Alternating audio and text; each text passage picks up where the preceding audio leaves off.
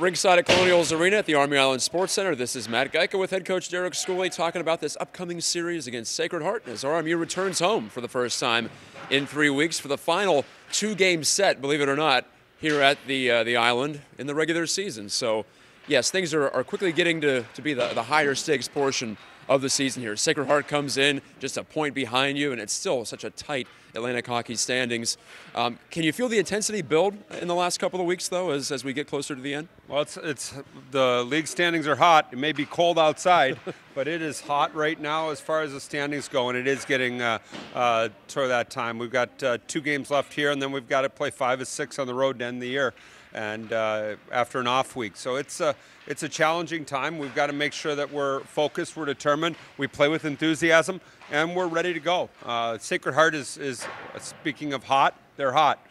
Beat UConn on Tuesday. They beat and tied Air Force. They've got a very good hockey team, and we've got to be ready to go. Benson was good against us when we played out there in November. They got Kaplan, they got Bavaro, they've got Johnstone. They've got some good hockey players, and their leading scorers are freshmen. So we've got to be ready. They've got a rush offense team. We've got to make sure that we do a good job back checking. We got to make sure we do a good job in the offensive zone, keeping a third guy high, and be ready to go. It's going to be it'll be a fun weekend. We're entering the rematch portion of the schedule now. Each series from here on out will be a rematch of some team you saw in the first half. And that series against Sacred Heart that you mentioned, it was a grind up there in Connecticut. A couple of one-goal games. You guys came back and won. In the second game, Mike Loria had the overtime winner, Alex Tonge scoring late. So it took all you had to get a win out of there.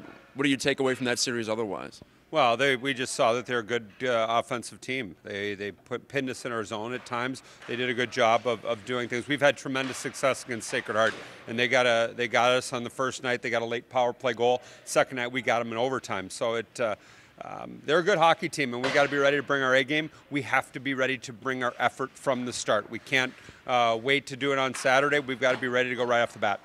Well, we're rewinding back to this past Saturday. A lot of talk of bounces, maybe some pucks not going in that maybe you guys felt like you deserved better in that second day against Air Force. Hockey involves luck. It's part of it at every level. But how much do you reinforce the positives there, despite the fact you didn't get the results up at Air Force? Well, you can't dwell on the negatives. You got to be positive. You got to look forward instead of looking back. And our chemistry has to be good. We have to stick together as a group. We've got to make sure that we're doing things the right way as a group.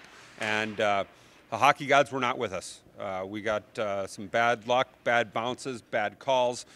We got a lot of bad stuff that happened to us, and we still had an opportunity to win both nights. And hopefully we can flip the switch.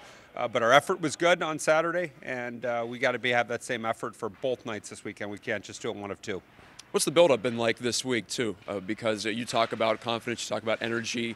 Practice is such a big part of the college hockey atmosphere because you have several practice days in a row. So how's that been going? Well, practice has been, we've had energy. We had good energy on, we had to go, because of the long travel, we were optional on Monday. We had a good practice on Tuesday, good energy on Wednesday, even though there's no class. That's probably why they had so much energy because of the cold. But really believe that, we're close, and we just need to keep going. We need to keep staying positive. We need to keep being enthusiastic.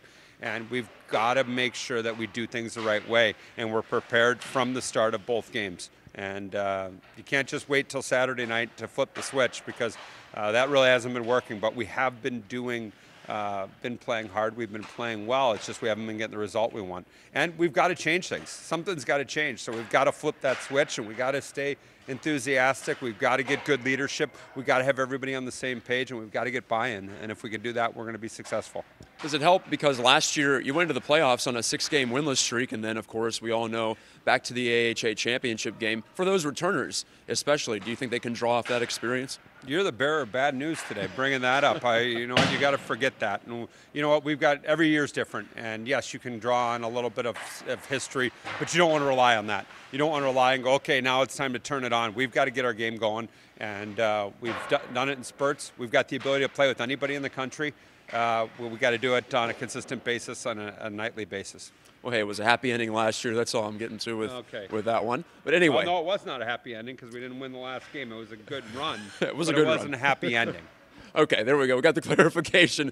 Anyway, what we do know. It may have been happy for everybody, but it wasn't happy for me. I'll tell you that. Well, it's good to see you back in the title game at least. And, well, yeah, the goal is to finish this year. This is your last chance to catch the Colonials in a 2-game home series, as I mentioned, before the end of the regular season. So Friday at 7 and Saturday at 4, special start time against Sacred Heart.